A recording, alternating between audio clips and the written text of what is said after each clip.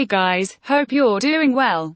So many of you have shown interest in Ontario PNP. And why not? Ontario is certainly the most popular Canadian province among immigrants. Why? Due to its diversity and the opportunities that it has to offer. So, this video is all about the different streams of Ontario PNP program. If you're a skilled worker, haven't got a Canadian degree or a job offer, you can get a nomination from Ontario for your permanent residency. If you're an international student, completed your graduation, post-graduation or PhD in Ontario, you got a chance for the nomination. If you're an entrepreneur from outside of Canada looking to start your business in Ontario, you've got a chance to get the nomination. So in this video we'll talk about all those different streams. We'll talk about the overview, the different streams, that are there, the eligibility criteria of each stream and the process to apply as well. So if you're interested, stay tuned. Okay, now guys, I'll be adding this video into the same playlist about Canada PNP program. So, if you want to know about the details of any of the PNP programs, you can just come over to this Canada PNP programs in my channel CANUS Immigration and you'll find detailed videos of almost all the PNP programs.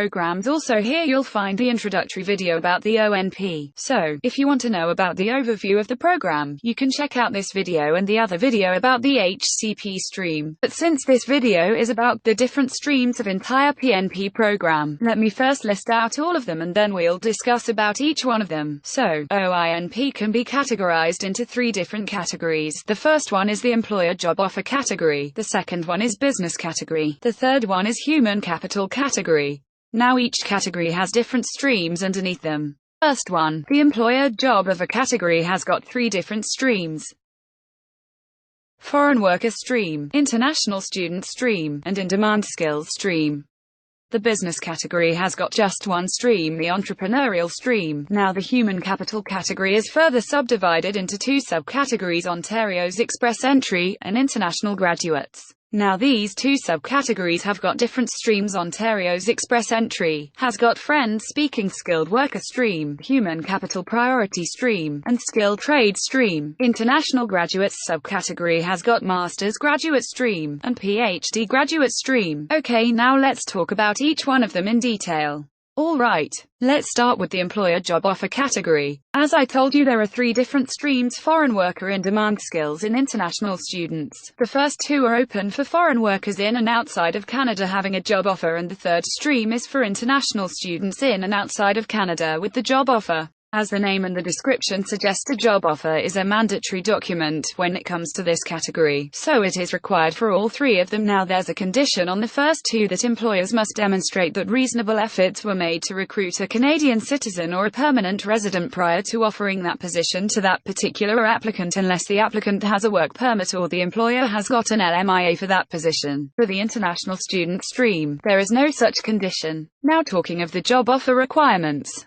It should be full-time and permanent work based in Ontario and the position necessary to business. This is common for all 3 of them. Now for foreign worker, the job category should belong to NOC 0 or B, and the salary should belong to the median wage level. For in-demand skills, it should be NOC C or D and the salary should also be median wage level. However, international student, the job should belong to NOC 0 or B, but the wage or the salary might be low wage level. Now what are these levels? You can check it out on the official website of Government of Ontario. Now there's some additional requirements apart from these job offer requirements for the applicant. So the common requirement for all 3 of them is that they should have an intention to live in Ontario. If their job requires a valid license, they should have it, and if they're in Canada, then they should have a legal status of living in Canada. Okay, now for foreign worker. They should have a minimum 2 years of work experience in the past 5 years that should be full-time and paid work experience. For the in-demand skills stream, there should be a minimum of 9 months of work experience.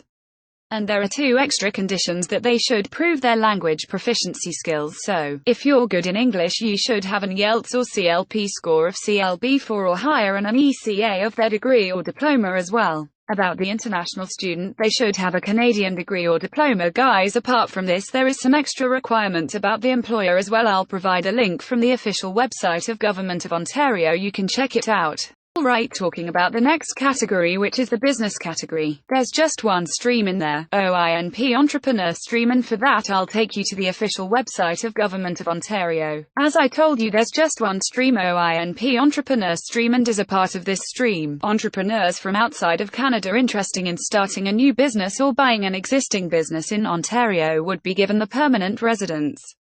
First, their business set up for living and working in Ontario. Okay, there are two different stages of this process, that's why I have taken you to this particular page, which is the official website of Government of Ontario. In stage 1, you'll have to register an expression of interest by mail. If invited, you have to submit an online application, and then there would be an in-person interview in the OINP office in Ontario. If your stage 1 application is successful, you must sign a performance agreement, and then there would be a temporary work permit that would be issued to you, and then it would go on to the next stages as per this plan mentioned here. Now let's talk about the mandatory requirements. So as they've listed out here that there are 5 or 6 different mandatory requirements. First of all, the business experience. So you must have at least 24 months of full-time business experience in the last 5 years. So, 2 years of experience in the last 5 years, and you should be there as the business owner or as a senior manager of the management. Now the net worth, it comes down to this. It is very difficult for most of the people, but yes, all of those people who are interested in this. You should note that, if your proposed business will be located in the GTA, you must have a minimum net worth of 800,000 Canadian dollars, and if it's outside GTA, then it should be the 400,000 Canadian dollars. So if you want to convert it in the currency that belongs to your home country, you can go onto Google and check it out. Similarly, it is mentioned about the personal investment funds here as well. That if your proposed business will be located within the GTA area, you must make a minimum personal investment of 600,000 Canadian dollars and control at least 1/3 of the equity in the business. And similarly for outside of GTA region, it should be a minimum personal investment of 200,000 Canadian dollars and control at least 1/3 of the equity in the business. Apart from that, you should have an active involvement in the management of the business. The primary purpose of investing capital the business must be to make profit, it must not be to derive interest, dividends or capital gains. And about the job creation, which is the foremost thing, it says that you must create at least 2 permanent full-time jobs for Canadian citizens or permanent residents. There are certain other requirements as well. I won't go into too much detail, I'll provide a link. This is a web page directly from the official website of Government of Ontario. So, this is the first information. If you want more details on this, you can go onto this page and check the details out. Alright, now the third category, which is the human capital category. There are 5 streams in that category, and to discuss this category I'll take you to this old video. All these details mentioned in this video still holds true. So I'll take you to this. I created this in a tabular format so it would be very easy for you to understand. Okay, there are 5 different streams. They're Master's Graduate, PhD Graduate, Express Entry, French Speaking Skilled Worker Express Entry, Human Capital Priorities, and the Express Entry Skill Trade stream. Please don't mind the incorrect speaking in here, that was a typo. Listed out some of the points here, those are the general criteria. So, if you check out the first point is the express entry profile needed. So for the first 2 streams, that is the Master's Graduate stream and the PhD Graduate stream, the express entry profile is not needed. But for the next 3 streams, the express entry profile is needed. So, you need to go onto the official website of Government of Canada and create your express entry profile. Educational qualification. So, as this is the Master's Graduate stream, so you should have a master's degree from a Canadian college. Mind it, if you have the degree from elsewhere it won't work for this stream.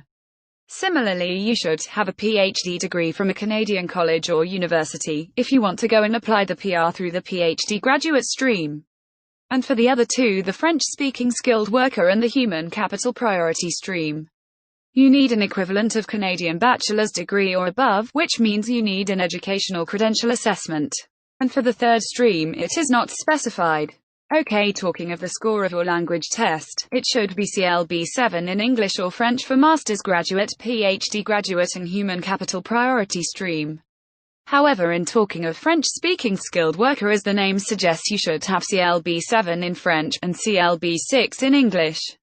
While for the Express Entry Skill Trades stream it is a bit easier, it's CLB 5 in English, or French. Now the minimum job experience: if you've got the master's degree from Canadian college, you need not have any job experience. Similarly for the PhD graduate stream as well. But for the next two streams you should have at least 1 year of experience in the past 5 years, and for the skilled trade stream you should have minimum 1 year of experience in the past 2 years. Is NOI required from Ontario? So the good thing is that it's not required for the first two streams, while it is required for all these 3 streams mentioned here. So that's it guys, we discussed about all the different streams of the Ontario PNP program. If you want to know more about the Human Capital Priority stream, which is the most popular stream among all of these streams that we've discussed, because for this stream you need not have a job offer, you don't need not have studied in Canada, you can check out this video, the other video. In this video where I've mentioned about the Human Capital Priority stream, you'll get to know all the necessary details about the process, the eligibility criteria, and some tips and tricks as well. So if you're interested in that, you can check that video out. So thank you guys for watching this video. If you haven't subscribed my channel yet, please click the subscribe button. And yes, please put your comment down in the comment section below. I would love to hear some feedback from you.